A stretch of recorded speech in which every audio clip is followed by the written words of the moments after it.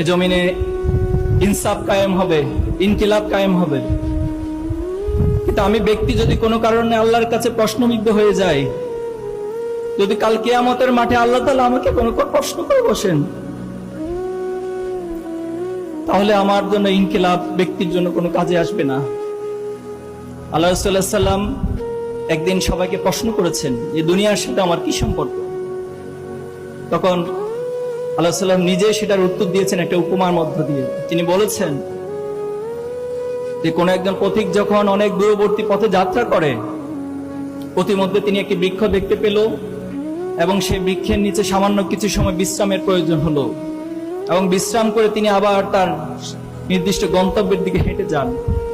রাসূল সাল্লাল্লাহু আলাইহি ওয়াসাল্লাম বলেছেন, এই দুনিয়ার সাথে আমার সম্পর্ক হচ্ছে সে পথিকের অতি সামান্য কিছু সময় বৃক্ষের নিকট বিশ্রাম নেওয়ার মতো।